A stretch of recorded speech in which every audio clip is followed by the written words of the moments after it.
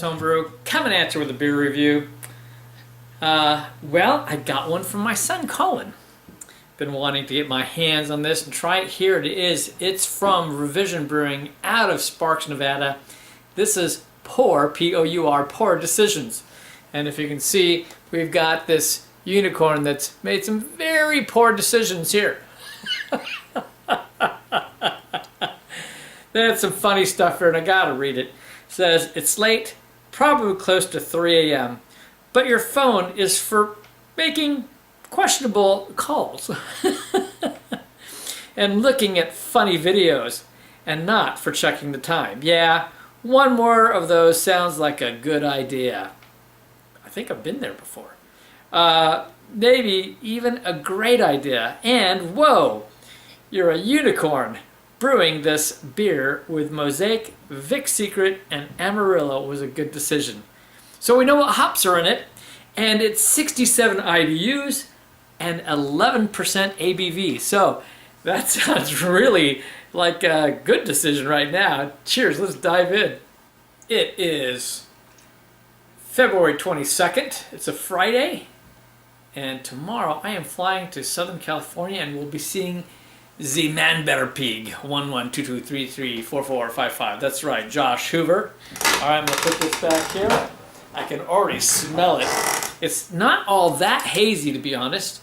Not like a super hazy IPA. They're calling this a Northeast style, not New England, but Northeast style Triple X IPA, 3X IPA. Let's get a nose. Man, there's this aroma bouncing all off of this. Okay, so the first thing that you get, I gotta say right away, is you get this dankness. I'm not saying resin per se. I'm getting some dankness on this. And, but I get a real citrus kick on it for sure. I get some orange on it. That was the first thing that hit me. I think I get a little bit of grapefruit. Yeah, that's on there too. Some interesting floral qualities, but they did a lot of hopping on this. But I also get like some light tropical type essence to it, almost maybe some mango. There was like a hint of either a pineapple or possibly maybe that was more like a kiwi. So very interesting. I'm gonna just go for it and we're gonna jump on in. Cheers.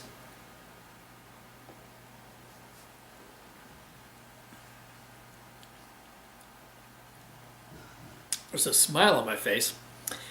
Wow, okay, that's interesting. It's sweet. I wouldn't say overly sweet. I've had beers that are much sweeter than this, but there's definitely a lot of sugars left from those grains when they when they fermented this. So it's a nice base. It kind of tastes like a New England IPA, but not. It doesn't have that same body quality. It's about a medium body in terms of body, but it's not. It doesn't feel like it's got like a lot of wheat and oats and that kind of character going on at all.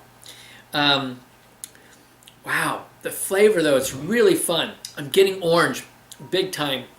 And we know that Amarillo is going to bring in that orange quality, but I'm getting this dankness. So where's that got? I don't recall Vic's Secret being dank. I might be wrong about that. I've not actually brewed with Vic's Secret, but there's no mistaking the dankness on the beer.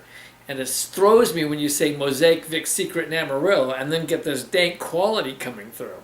But it's interesting that the sweet flavors, the sweetness almost could give you a hint of like a guava. There's a lot of different types of guavas. It definitely could give you some mango character coming off of it. As I said earlier, the orange, just a hint of that grapefruit, just a little bit of pine quality as well, ever so slightly resinous, but it's more of that dankness on the pine and resin side. It's more on the dankness side, but there's a lot of sweetness coming off it, which is fun. I got to do something here. I got to try something. I got to swirl this just to see what comes up off the bottom, since they're saying New England style, and see if that makes it more hazy.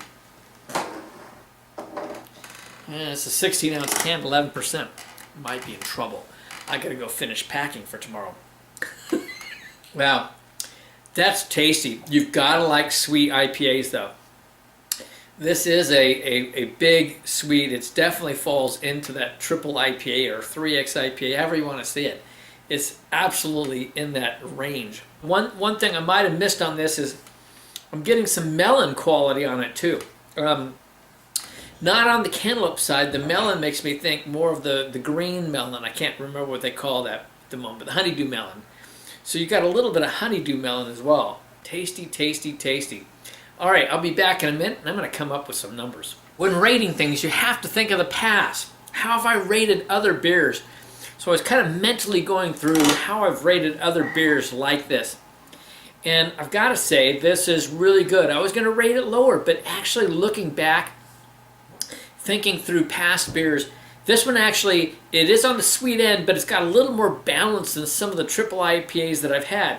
I actually can get some of that malt character, not just sweet, sweet, sweet with fruit, fruit, fruit. But there's a lot of sweet and there's a lot of fruit. There's no question about it. And the dankness is there, but it's not overpowering. But it carries through. It doesn't ever diminish. It's there, but it's balanced out with all these, the orange and the hint of grapefruit and this little bit of tropicalness with the mango and a little bit of guava, some pineapple-esque type essence. I'm thinking it is more like kiwi, but I'm not quite sure. Christian would say star fruit if I was to guess. It's really fun. I'm really digging on the beer. And so I've got to give this one a 95. And since double IPAs and imperial stouts and barrel-aged beers are really my wheelhouse, because yes, I have a sweet tooth. I'm always honest about that. I'm sticking with that 95 for overall. This is a great beer. I think it's underrated. It might not be everyone's wheelhouse, but doggone it, sure hits mine. Here it is again. It is the Decisions with that twisted, trashed unicorn. That's right. From Revision Brewing out of Sparks, Nevada, this is Kevin saying life's too short to drink cheap beer, and I'll see you on the next beer review.